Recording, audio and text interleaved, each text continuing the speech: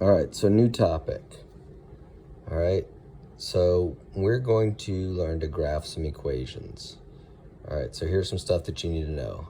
When an equation is written, y equals, and then some other stuff behind it. So it must read y equals, okay? The slope is the number in front of the x, and the y-intercept is the number that does not have an x next to it, okay? So don't worry about what all this means yet. Right now, all we're doing is identifying slope and y-intercept, okay? So just remember that. Slope is the number in front of x, y-intercept is the number that doesn't have an x, okay? So we got some problems here. I'm going to just show you real quick. All right, so it says the y-intercept. Y-intercept is the number that doesn't have an x. So it's 2.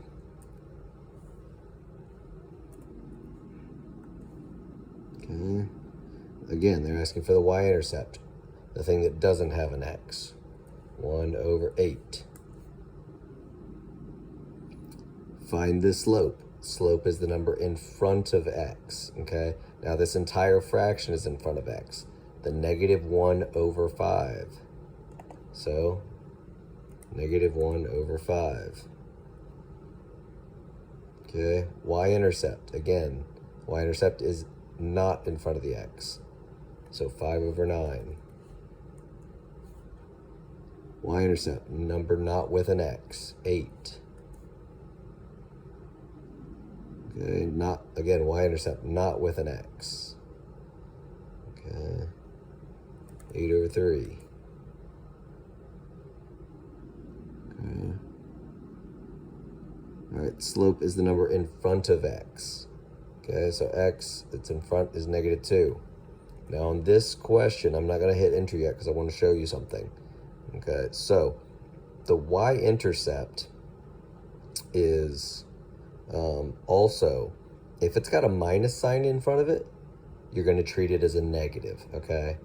Now, I'm going to say this, okay? Slope is how something changes, okay?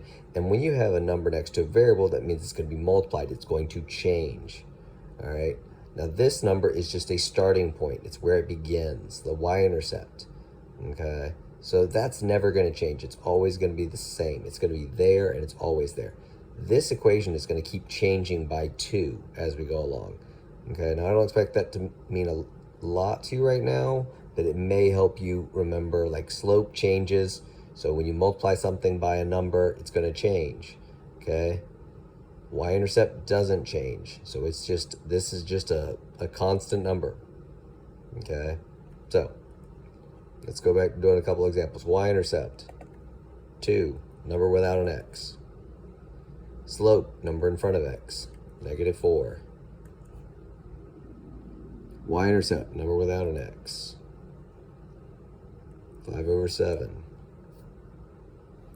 Y-intercept, number without an x. But remember, we got a negative, or we have a minus sign in front of it, so we have to treat it as a negative. -4/5.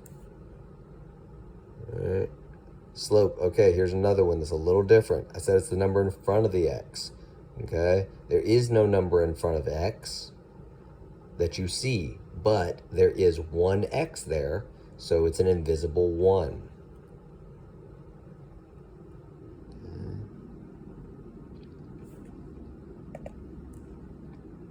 Okay, they're asking for the slope, number in front of x, 32. The slope, number in front of x, 27/11. Y-intercept, 7/10. A number without an x. Look how fast we're going. Okay.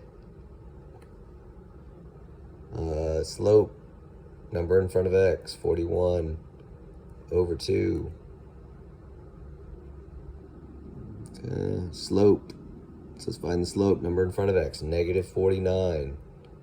Okay, if they said what was the y-intercept, that'd be the number in front, or sorry, the number without an x, and we'd include the minus sign, so it'd be -29/56.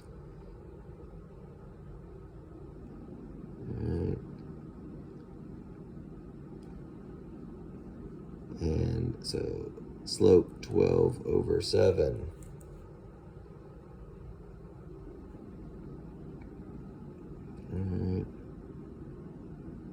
Y-intercept. Okay, it's another one of those again.